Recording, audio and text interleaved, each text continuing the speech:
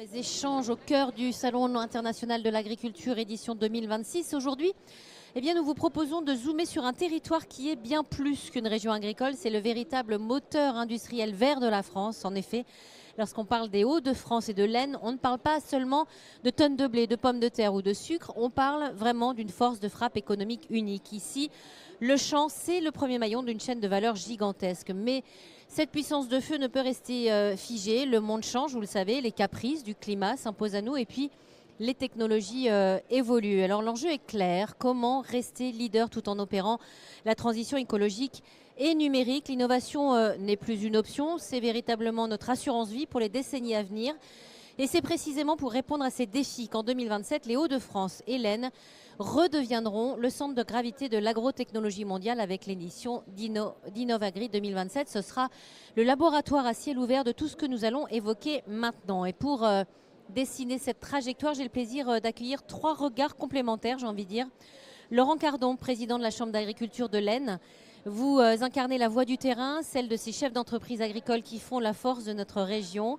Bienvenue sur ce plateau. À vos côtés, Fanny Anor, vous êtes préfète de l'Aisne, vous représentez l'État, donc partenaire stratégique du développement de ces filières et de l'attractivité de ce territoire d'exception. Et puis Hervé Noiret à ma gauche. Bonjour Hervé, directeur général de NGPA Innovagri. Vous êtes, Hervé, le bâtisseur de ce futur grand rendez-vous, on va en reparler, qui mettra l'innovation en mouvement. J'aimerais démarrer ce plateau avec vous, Laurent. Vous acceptez que je vous appelle Laurent ? Merci Sophie. Laurent, l'Aisne et les Hauts-de-France sont souvent décrits comme un territoire, un moteur agricole national. Qu'est-ce qui fait, de votre point de vue, la force de ce territoire ? C'est un territoire qui a énormément souffert. Ouais. Qui a souffert de par son passé, des invasions, des guerres. C'est un territoire qui a dû souvent se reconstruire, et qui a été longuement mis en question. Donc déjà, ça, c'est une culture, c'est quelque chose où il a fallu aller piocher, voilà, pour pouvoir remettre à flot cette agriculture, ce besoin, cette identité et cette sécurité alimentaire dont on parle tant, oui, à des époques qui faisaient le besoin de notre France et de notre pays. C'est un territoire qui est de terre fertile, oui, ça on le sait bien, oui, qui a les meilleurs auspices climatologiques, même si les agriculteurs râlent qu'il pleut souvent trop, mais quand même, et ça a quand même beaucoup de bien. Et puis c'est un territoire qui est au centre d'une énorme région de 60 millions, je ne sais plus, du coup, 60 millions d'habitants, hein, avec... la France, 67 même. Non, mais avec ses capitales, dans un rayon de 200 km, un rayon de 200 km, ouais, vous trouvez quand même 5 capitales européennes. Donc c'est le cœur de l'Europe. Tout à fait. C'est le cœur de l'Europe, c'est des circuits très courts, c'est des passages avec les voies maritimes très forts. Qu'on appelle un hub. C'est un hub, ouais, exactement. Et puis, on a su y introduire, on a su y cultiver une agro-industrie forte, ce qui rend quand même ce territoire assez exceptionnel. Alors, dites-nous aujourd'hui comment les agriculteurs s'adaptent à ces transitions climatiques auxquelles vous avez fait référence à l'instant, économiques et technologiques aussi. Alors les agriculteurs s'adaptent d'abord par la recherche. Oui. Aujourd'hui, nos niveaux de formation chez les jeunes sont l'excellence. Les écoles d'ingénieurs sont en nombre sur notre territoire et l'excellence recherchée par rapport à la formation, par rapport à la capacité de l'agronomie est poussée à son maximum. Surtout au vu des énormes contraintes que généralement on met en place et sur lesquelles on se doit de répondre. Mais ça, c'est normal, c'est la société d'aujourd'hui qui veut ça. Oui. Je veux dire, à la rigueur, je peux l'entendre. Ensuite, vous avez tous des secteurs de semences, de recherche, des instituts qui marquent notre territoire. INRAE, Arvalis, beaucoup d'acteurs de recherche sont sur notre territoire. Donc voilà, ça marque ce perfectionnement, cette excellence que l'on recherche pour pouvoir produire, pour pouvoir être vecteur des meilleures solutions. Fanny Anor, Madame la Préfète, au-delà de la production agricole, quel rôle joue cette filière dans l'économie et dans l'emploi du territoire? Un rôle essentiel, on imagine? Mais déjà, le président de la Chambre l'a très bien rappelé. L'Aisne et son agriculture, c'est une histoire, des savoir-faire, des traditions et de l'excellence renouvelée, notamment par les unités d'apprentissage de la Chambre d'agriculture. C'est de la recherche et puis c'est de l'économie, des débouchés qui tirent aussi l'ensemble des filières. Et ça, c'est un combat permanent qu'on mène en commun avec le président de la Chambre pour justement aider ces filières à se structurer quand elles en ont encore besoin, continuer à sécuriser leurs débouchés. C'est beaucoup se parler parce que le président de la Chambre l'a dit pudiquement en disant il y a des nouvelles contraintes auxquelles on s'adapte. C'est les normes qui protègent aussi les consommateurs. Nous, on veille évidemment, moi en tant que représentante de l'État, à les faire appliquer et respecter. Mais tout ça, ça doit se faire en bonne intelligence pour permettre aux filières de grandir. Et donc, il faut beaucoup se parler, il faut beaucoup échanger. Il y a des démarches extrêmement intéressantes dans ce département qui est éminemment partenarial.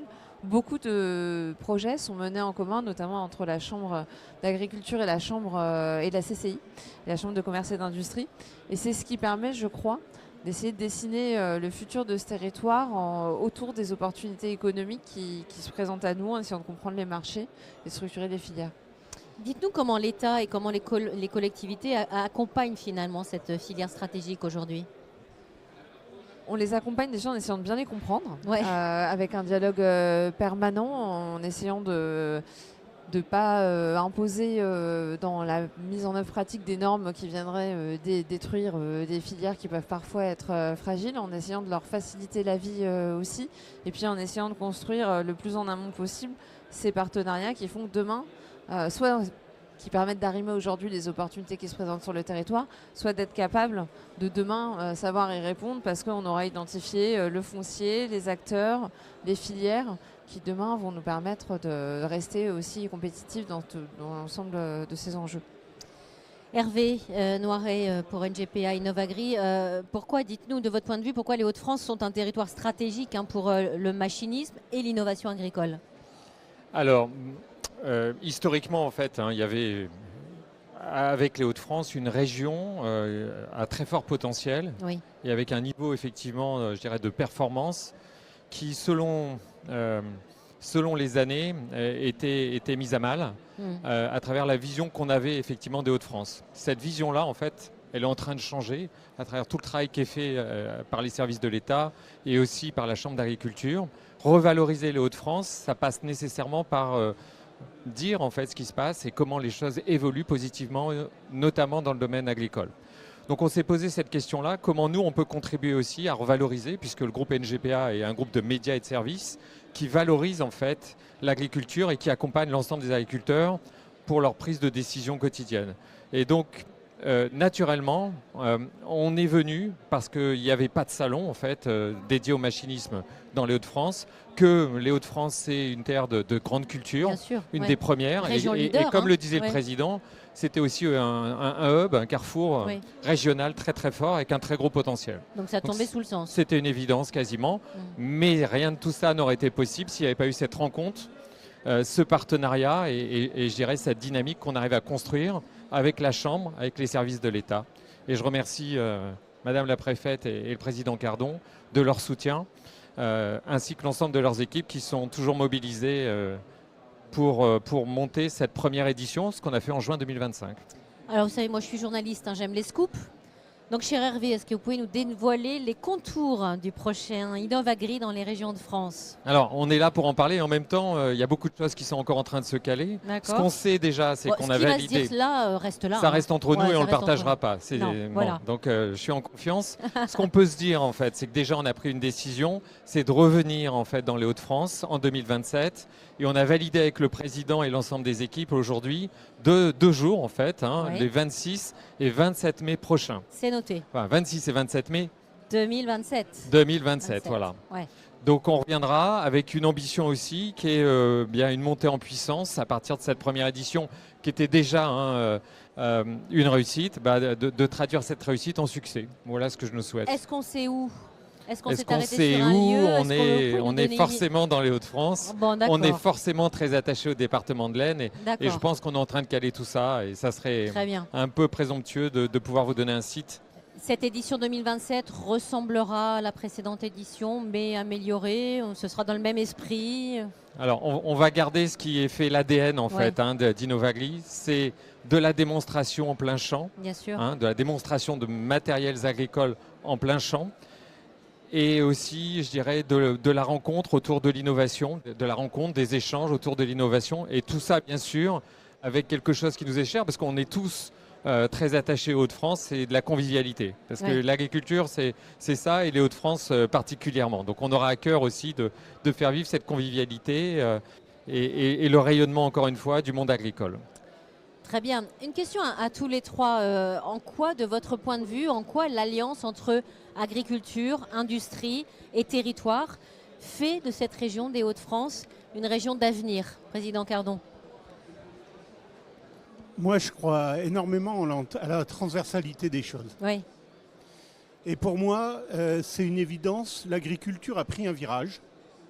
Aujourd'hui, elle dépend, elle est partenaire, elle travaille en collaboration avec l'ensemble des filières.